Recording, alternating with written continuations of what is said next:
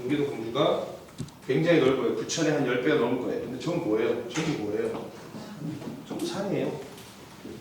경기도 광주도 인구가 20만 대야, 20만 대. 자, 서쪽에는, 서울 서쪽에는 인천이라는 거죠. 인천. 그죠? 인천의 인구가 300만이 넘잖아요, 지금. 그리고 위쪽으로는 고양시가 있어. 100만이 넘어요.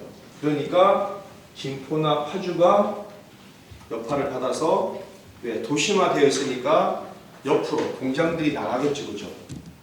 공장이 나가도 인력 수급에는 전혀 문제가 없단 말이죠. 자, 그러면 서쪽에는 뭐가 있어요? 서쪽. 성남 있죠.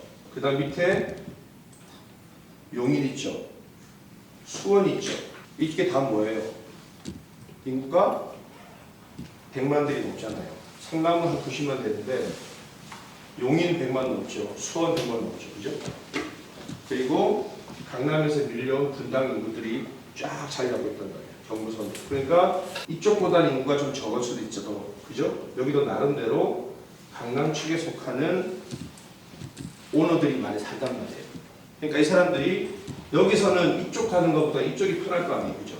그리고 물류도 우리 보면 여주, 그 다음에 양지, 그죠? 원주 이런 쪽에 물류센터가 많죠. 중심이니까. 그죠? 이쪽으로 온다는 얘기예요. 그럼 이쪽에서 오면 어디야? 광주로 와요. 광주. 본지하는 쪽으로.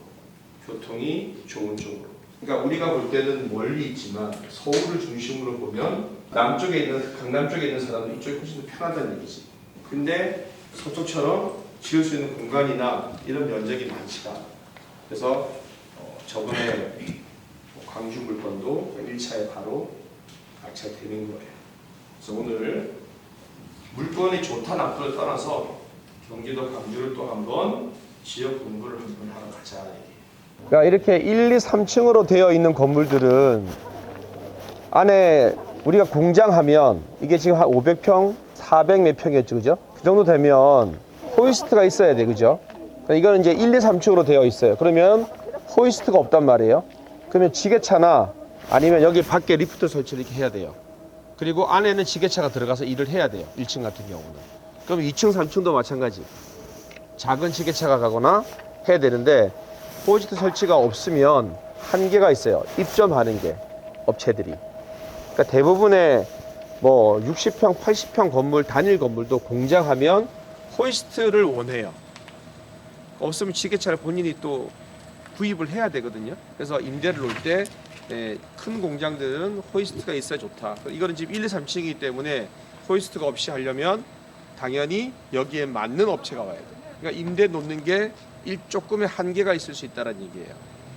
우리가 그걸 봐야 돼요. 그리고 이게 보시면 건물이라든가 물바지라든가 이렇게 보면 크게 손을 볼 건 없을 것 같아요. 천막도 보면 위에 뭐 구멍이 나서 물이 샌다든가 그런 경우도 좀 드물 것 같고 단위를 내 마당을 쓰기 때문에 차가 들어오는 것도 크게 문제 없어요. 그죠? 그리고 이 도로가 보시면 도로 오시면서 보셨죠? 양쪽이 다 산이에요. 그죠? 양쪽이 다 산이에요. 그러니까 골짜기로 도로가 있으니까 발전을 한 거예요. 땅은 넓어도 전부 산이라 골고리. 그러니까 어때요? 대도심이 없다 보니까 우리가 흔히 아는 맛집 거리, 목자촌 이런 건 없어요. 밀집되지 못하니까 한계가 있는 거예요. 한계가. 가격 상승에도 한계가 있는 거예요. 그래서 광주도 공간이 많지 않기 때문에 공장 용지로 허가되어 있는 것들은 괜찮은 거예요. 여기도 보면 접근성이 되게 좋죠. 올 들어오기가. 이제 호이스트가 없는 게 단점이다. 이쪽으로 강남에서 접근성이 좋은 게 이쪽 내려가면 골프장들이 많죠. 중부, 곤지암, 뭐 남부 해가지고 몇 개 비싼 골프장들이 있어요, 그죠? 접근성이 좋다 보니까 남쪽에 강남에서 접근성이 좋다 보니까 외곽 순환도로 쭉 타고 오다가 이 도로 지금 이 도로 타고 올 수도 있고 저희 같이 이렇게 올 수도 있고 뭐 방법은 접근성은 여러 가지가 있습니다. 내가 직접 뭐 임대 안 주고 내가 직접 뭘 하겠다면은 나쁘지 않을 것 같아요, 그죠? 지금 분위기로 봐서는 한번 유찰될 것 같아요. 이게 불과 한 6개월 전하고 또 많이 좀 바뀌어가지고 지금 분위기로는 그러니까 그런 것들도 잘 타는 거야 호재를. 제가 말씀드렸잖아요. 지금이 기회다. 보니까 들어가 보신 분, 뭐 생산하는 업체 같아요? 원자재를 사서 약품하고 섞어서 일반 티슈도 만들고 그 다음에 뭐야 하면 그 왜 물티슈 같은 계통이에요, 전부 다. 왜 조그만 거 물에 집어넣으면 쫙 커지는 거 있죠. 그래서 손 닦는 거, 뭐 그런 거 등등. 예, 티슈 관련된. 그래서 거기에 이제 들어가는 화학 약품이라든가 원단 자재를 가지고 와서 사서 와서 여기서 만드는 거예요.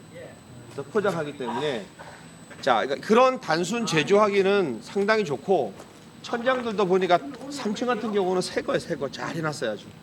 그러니까 쓸만한 건 다 떼 나갔어요. 3층은 사무실, 휴게소 이렇게 돼 있어요.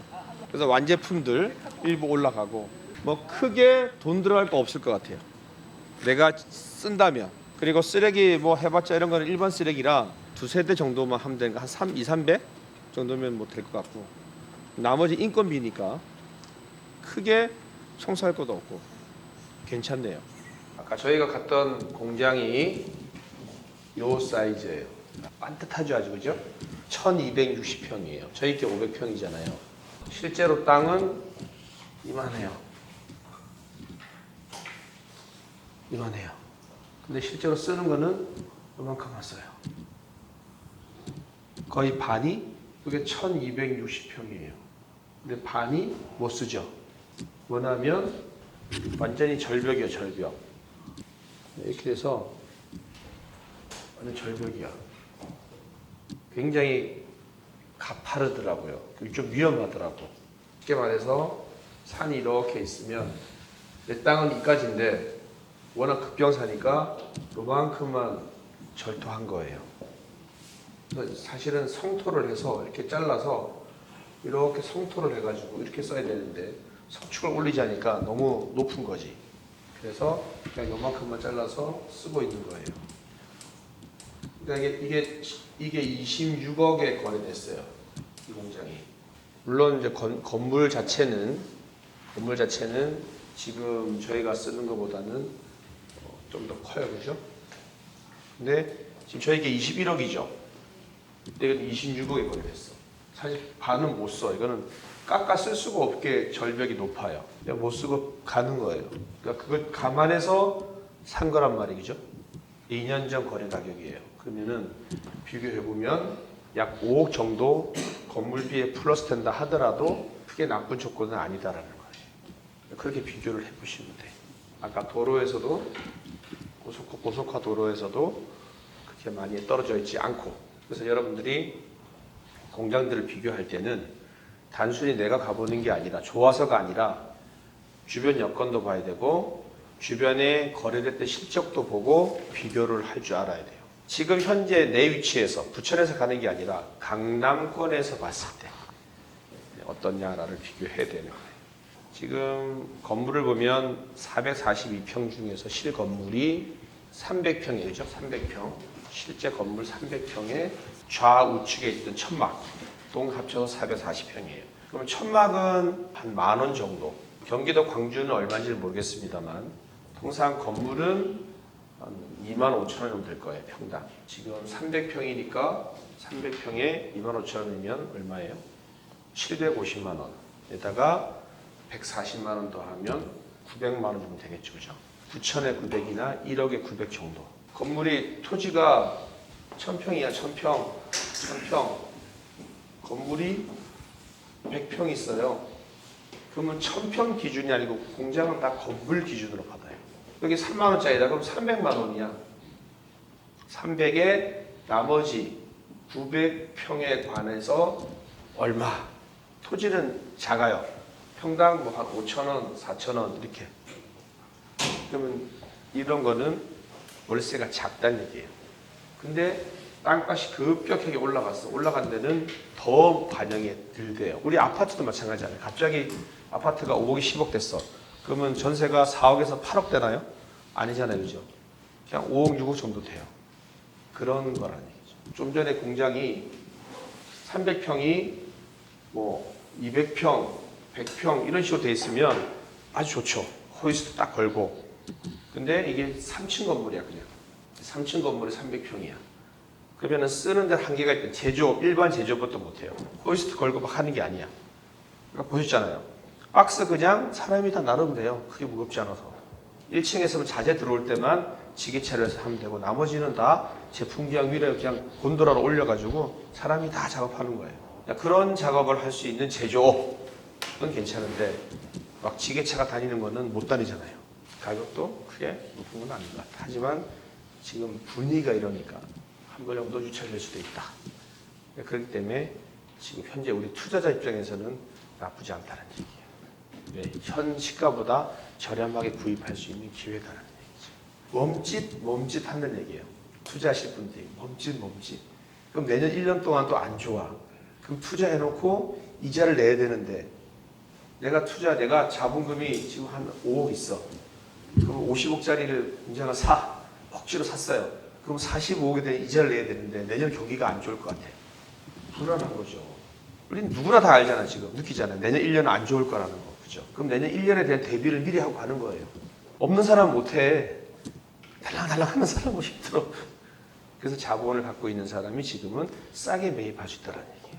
그게 기회라는 얘기예요.